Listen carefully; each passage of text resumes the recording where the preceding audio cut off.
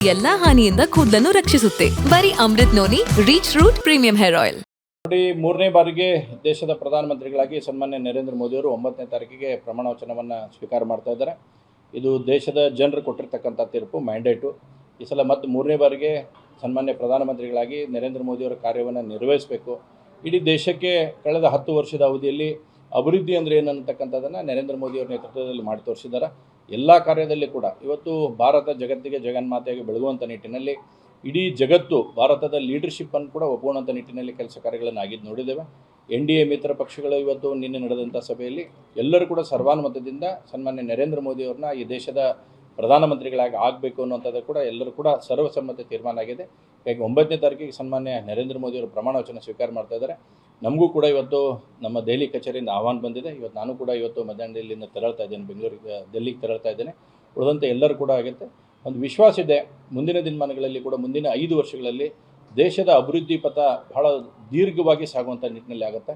ದೇಶಕ್ಕೆ ಒಂದು ಹೊಸ ದಿಕ್ಕನ್ನು ತರತಕ್ಕಂಥ ಕೆಲಸವನ್ನು ನರೇಂದ್ರ ಮೋದಿ ಅವರ ನೇತೃತ್ವದಲ್ಲಿ ಆಗ್ತೈತೆ ಅನ್ನೋಂಥ ಸಂಪೂರ್ಣ ನಮಗೆ ವಿಶ್ವಾಸ ಇದೆ. ನೋಡಿ, ಇವತ್ತು ಈ ನಿರ್ಧಾರವನ್ನು ದೆಹಲಿ ಹೈಕಮಾಂಡ್ನವರು ತೆಗೆದುಕೊಳ್ತಾರೆ. ಯಾರು ಸಚಿವರಾಗಬೇಕು ಅನ್ನುವಂಥದ್ದನ್ನು ದೆಹಲಿಯ ಸನ್ಮಾನ್ಯ ನರೇಂದ್ರ ಮೋದಿಯವರು, ಅಮಿತ್ ಶಾ ಅವರು, ನಡ್ಡಾ ಅವರು ಕೂಡ ತೆಗೆದುಕೊಳ್ತಾರೆ.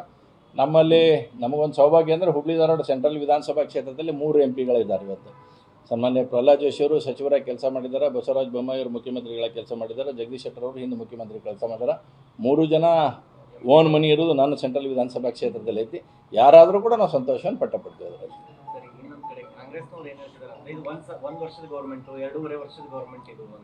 ನೋಡಿ, ಇವತ್ತು ಕಾಂಗ್ರೆಸ್ಸು ಭ್ರಮಾಲೋಕದಲ್ಲಿ ತಿರುಗತಕ್ಕಂಥ ಕೆಲಸವನ್ನು ಮಾಡ್ತಾ ಇದೆ. ಜನರು ಇವತ್ತು ಸ್ಪಷ್ಟವಾಗಿ ಮ್ಯಾಂಡೇಟ್ ಕೊಟ್ಟಿದ್ದಾರೆ. ನೋಡಿ, ಒಂದ್ಸಲ ಇಡೀ UPA ಭಾರತೀಯ ಜನತಾ ಪಾರ್ಟಿ ಎಷ್ಟು ಸೀಟ್ ಅಲೋನ್ ಭಾರತೀಯ ಜನತಾ ಪಾರ್ಟಿ ಎಷ್ಟು ಸೀಟ್ ಗೆದ್ದೈತೆ ಅಷ್ಟು UPA ಸೀಟ್ ಗೆಲ್ಲಕ್ಕಾಗಿಲ್ಲ. ಆದರೂ ಕೂಡ ಭ್ರಮಾಲೋಕದಲ್ಲಿ ತಿರುಗುವಂಥ ಕೆಲಸವನ್ನು ಮಾಡ್ತಾ ಇದ್ದಾರೆ. ಹೇಗೆ ಇದೆಲ್ಲವೂ ಕೂಡ ಸತ್ಯಕ್ಕೆ ದೂರವಾಗಿರ್ತಕ್ಕಂಥ ಸಂಗತಿ. 1 ವರ್ಷ ಅಲ್ಲ, ಮುಂದಿನ 15 ವರ್ಷವೂ ಕೂಡ ಭಾರತೀಯ ಜನತಾ ಪಾರ್ಟಿ ನೇತೃತ್ವ, NDA ನೇತೃತ್ವದ ಸರ್ಕಾರನ ನಡೀತೈತಿ. ಈ 5 ವರ್ಷ 29ರವರೆಗೂ ಸನ್ಮಾನ್ಯ ನರೇಂದ್ರ ಮೋದಿ ಅವರು ಪ್ರಧಾನಮಂತ್ರಿಗಳಾಗ್ತಾರೆ. ಮುಂದಿನ 10 ವರ್ಷವೂ ಕೂಡ ಭಾರತೀಯ ಜನತಾ, ಯಾಕೆಂದರೆ ನರೇಂದ್ರ ಮೋದಿಯವರು ಸ್ಪಷ್ಟ ಕಲ್ಪನೆ ಕೊಟ್ಟಾರ, 2047ವರೆಗೂ ಕೂಡ ದೇಶ ಅಭಿವೃದ್ಧಿಶೀಲ ಹೊಂದಿರತಕ್ಕಂಥ ದೇಶ ಆಗಬೇಕು, ಜಗತ್ತಿನ ನಂಬರ್ 1 ದೇಶ ಆಗಬೇಕು ಅನ್ನೋಂಥ ಕಲ್ಪನೆ ಇಟ್ಕೊಂಡು ಕೆಲಸ ಮಾಡಕತ್ತಾರೆ ವಿನ ಯಾರೋ ಮನೆಯನ್ನು ಬೆಳಗಿಸುವಂಥ ಕೆಲಸಕ್ಕಲ್ಲ. ಹೀಗಾಗಿ ಅವರು ಭ್ರಷ್ಟಾಚಾರ ರಹಿತವಾಗಿರ್ತಕ್ಕಂಥ ಸರ್ಕಾರ ಇವತ್ತು 10 ವರ್ಷದಲ್ಲಿ ಒಬ್ಬ ವ್ಯಕ್ತಿ ಮೇಲೆ, ಪ್ರಧಾನಮಂತ್ರಿಗಳಿಂದ ಹಿಡ್ಕೊಂಡು ಸಚಿವರಿಂದ ಹಿಡ್ಕೊಂಡು ಒಬ್ಬ ಲೋಕಸಭಾ ಸದಸ್ಯರ ಮೇಲೂ ಕೂಡ ಒಂದು ಭ್ರಷ್ಟಾಚಾರದ ಕಪ್ಪು ಚುಕ್ಕಿಯನ್ನು ಇಲ್ಲದ ರೀತಿಯಲ್ಲಿ ಇವತ್ತು ಅಧಿಕಾರ ಕೊಟ್ಟದ್ದೇನು ಸಾಮಾನ್ಯ ಕೆಲಸ ಅಲ್ಲ. ಇವತ್ತು ಇವರೆಲ್ಲ ಭ್ರಷ್ಟಾಚಾರದಲ್ಲಿ ಮುಳುಗಿದ್ದಾರೆ. ಇವತ್ತೇನಾಯ್ತು ಕರ್ನಾಟಕ ಸರ್ಕಾರದಲ್ಲಿ? ಇವತ್ತು ನಾಗೇಂದ್ರ ಅವರು ಯಾಕೆ ರಾಜೀನಾಮೆ ಕೊಟ್ಟರಾಗಾದ್ರೆ? ಇವತ್ತು ನಾಗೇಂದ್ರ ಅವರು ರಾಜೀನಾಮೆಗೆ ನಿಲ್ಲಂಗಿಲ್ಲ. ನಾನು ಭಾಳ ಸ್ಪಷ್ಟವಾಗಿ ಇವತ್ತು ಹೇಳಕ್ಕೆ ಇಚ್ಛೆಪಡ್ತೀನಿ, ಸನ್ಮಾನ್ಯ ಮುಖ್ಯಮಂತ್ರಿಗಳೇ ಇದಕ್ಕೆ ರಾಜೀನಾಮೆ ಕೊಡಬೇಕಾದಂಥ ಪರಿಸ್ಥಿತಿ ಬಂದಿದೆ ಈಗ. ಆ ಕಾರಣಕ್ಕಾಗಿ ನಾಗೇಂದ್ರ ಅವರನ್ನು ಮೊದಲೇ ಬಲಿ ಕೊಡತಕ್ಕಂಥ ಕೆಲಸವನ್ನು ಮುಖ್ಯಮಂತ್ರಿಗಳು ಮಾಡಿದ್ದಾರೆ. ಹಾಗಾದರೆ ಇವತ್ತು ಫೈನಾನ್ಸ್ ಖಾತೆಯನ್ನು ನಿರ್ವಹಣೆ ಮಾಡ್ತಕ್ಕಂಥವ್ರು ಯಾರು? ಸ್ವತಃ ಮುಖ್ಯಮಂತ್ರಿಗಳಿದ್ದಾರೆ. ನಿಮ್ಮ ಖಾತೆಯಿಂದ ಇವತ್ತೆಲ್ಲ ಹಣ ವರ್ಗಾವಣೆ ಆಗ್ತಾ ಇದೆ. ನಿಮ್ಮ ಮೂಗಿನಡಿಯಲ್ಲೇ ನಿಮ್ಮ. ನನ್ನ ಜೀವನದಲ್ಲಿ ನಾನು ಮಾತ್ರವಲ್ಲ, ನನ್ನ ಕೂದಲು ಕೂಡ ಆಗಿರಬೇಕು ಸ್ಟ್ರಾಂಗ್ ಅಂಡ್ ಸ್ಟೈಲಿಶ್. ಬರೀ Amrit noni reach root premium hair oil ನೊಂದಿಗೆ. Rich root premium hair oil ಖಾತೆ ಕೆಳಗಡೆ ಎಲ್ಲ ಹಣ ವರ್ಗಾವಣೆ ಆಗಿದೆ. ಹಾಗಾದರೆ ಇದಕ್ಕೆ ರೆಸ್ಪಾನ್ಸಿಬಿಲಿಟಿ ಯಾರ್ದು? ಇವತ್ತು ಸರ್ಕಾರನ ವಜಾಗೊಳಿಸ್ತಕ್ಕಂಥ ಪರಿಸ್ಥಿತಿ ಕರ್ನಾಟಕದಲ್ಲಿ ಬಂದಿದೆ.